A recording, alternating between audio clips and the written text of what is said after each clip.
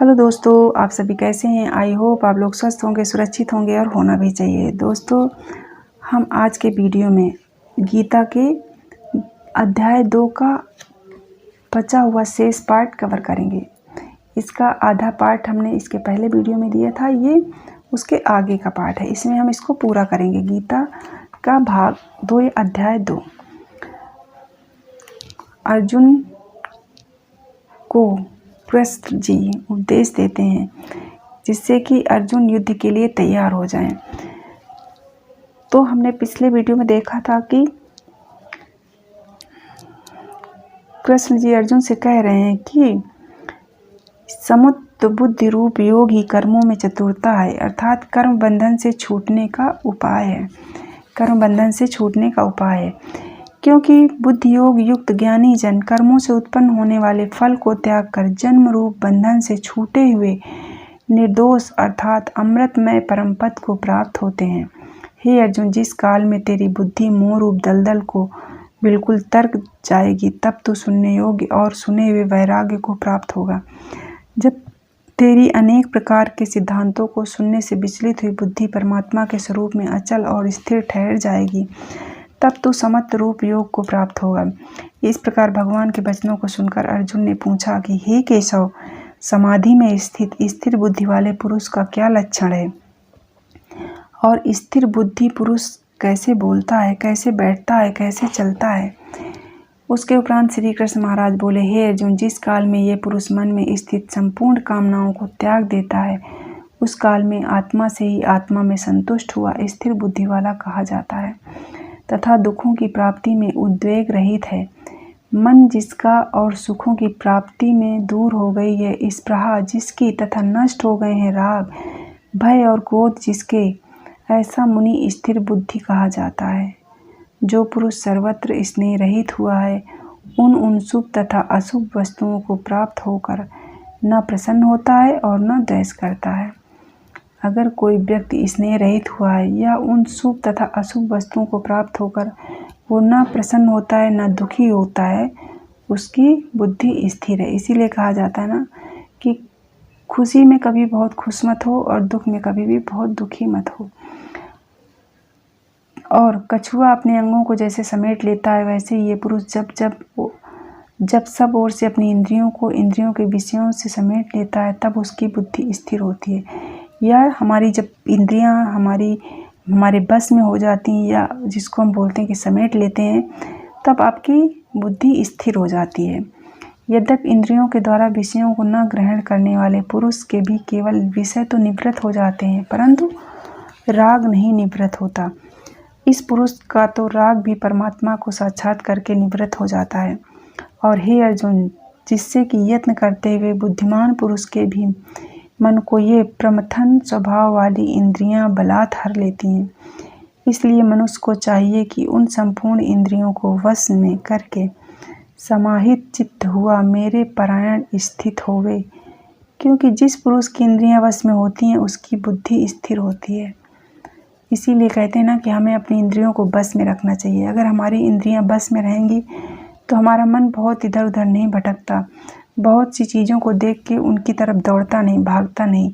और हमारी इंद्रियां बस में होती हैं तो हमारे विचार और हमारी बुद्धि भी स्थिर होती है। हे अर्जुन, मन सहित इंद्रियों को वश में करके मेरे परायण न होने से मन के द्वारा विषयों का चिंतन होता है, और विषयों को चिंतन करने वाले पुरुष की उन विषयों में आसक्ति हो जाती है, और आसक्ति से उन विषयों की कामना उत्पन्न होती है, और कामना में विघ्न पड़ने से क्रोध उत्पन्न होता है। क्रोध से अविवेक अर्थात मूढ़ भाव उत्पन्न होता है, और अविवेक से स्मरण शक्ति भ्रमित हो जाती है। जब व्यक्ति अविवेकहीन हो जाता है या उसमें सोचने समझने की क्षमता खत्म हो जाती है, तो उसकी स्मरण शक्ति भी भ्रमित हो जाती है, और स्मृति के भ्रमित हो जाने पर बुद्धि अर्थात ज्ञान शक्ति का नाश हो जाता है, और बुद्धि के नाश होने से यह पुरुष अपने श्रेष्ठ साधन से गिर जाता है। परंतु स्वाधीन अंतःकरण वाला पुरुष राग द्वेष से रहित अपने वश में की हुई इंद्रियों द्वारा विषयों को भोगता हुआ अंतःकरण की प्रसन्नता अर्थात स्वच्छता को प्राप्त होता है। उस निर्मलता के होने पर इसके संपूर्ण दुखों का अभाव हो जाता है। उस प्रसन्न चित्त वाले पुरुष की बुद्धि शीघ्र ही अच्छी प्रकार स्थिर हो जाती है।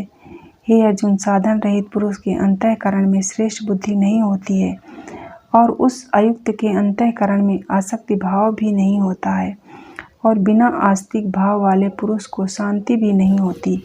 फिर शांति रहित पुरुष को सुख कैसे हो सकता है? क्योंकि जल में वायु नाव को जैसे हर लेता है, वैसे ही विषयों में विचरती हुई इंद्रियों के बीच में जिस इंद्रिय के साथ मन रहता है, वो एक ही इंद्रिय इस अयुक्त पुरुष की बुद्धि को हरण कर लेती है। इससे हे महाबाहो, जिस पुरुष की इंद्रियां सब प्रकार इंद्रियों के विषयों के बस में की हुई होती हैं, उसकी बुद्धि स्थिर होती है। और हे अर्जुन, संपूर्ण भूत प्राणियों के लिए जो रात्रि है, उस नित्य शुद्ध बोध स्वरूप परमानंद में भगवत को प्राप्त हुआ योगी पुरुष जागता है। और जिस नाशवान क्षणभंगुर सांसारिक सुख में सब भूत प्राणी जागते हैं, तत्व को जानने वाले मुनि के लिए वो रात्रि है।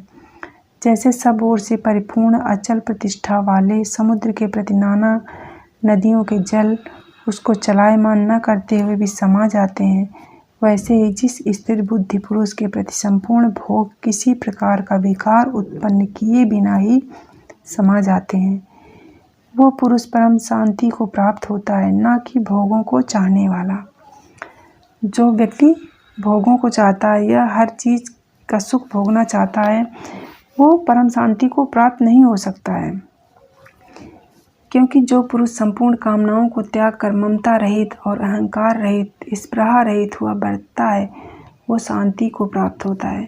मतलब जो व्यक्ति अपनी संपूर्ण कामनाओं को त्याग देता है, ममता रहित और अहंकार रहित हो जाता है, वही शांति को प्राप्त होता है। हे अर्जुन, ये ब्रह्म को प्राप्त हुए पुरुष की स्थिति है।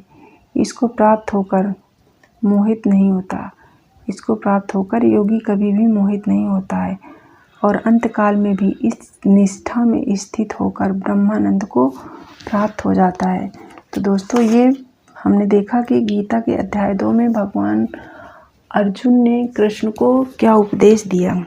इसमें यही कहा गया है कि तू सिर्फ कर्म कर, फल की चिंता मत कर, ये मोह माया सब कुछ नहीं है, और अपनी इंद्रियों को बस में रखो, जिससे कि आपकी सोच या आपकी बुद्धि स्थिर रहे। आप सुख और दुख में एक जैसा बर्ताव करो, और ये आप तभी कर सकते हो जब आपकी इंद्रियां आपके बस में होती हैं। तो दोस्तों, ये गीता हमारे जीवन से बहुत जुड़ी हुई है और इससे हम बहुत सी चीज़ें सीख सकते हैं। जब भी आपके मन में किसी तरह का द्वंद्व हो, दुविधा हो, तो आप इसको सुन सकते हो, आप इसको पढ़ सकते हो और आपको आपकी समस्याओं का हल भी मिलेगा। तो दोस्तों, आज हमने अध्याय 2 किया, इसके बाद हम अगले अध्याय 3 करेंगे और आप मेरे साथ बने रहिए गीता के महात्म्य को जानने के लिए, पढ़ने के लिए, सुनने के लिए दोस्तों, और आप इसे ज़रूर सुनें। धन्यवाद।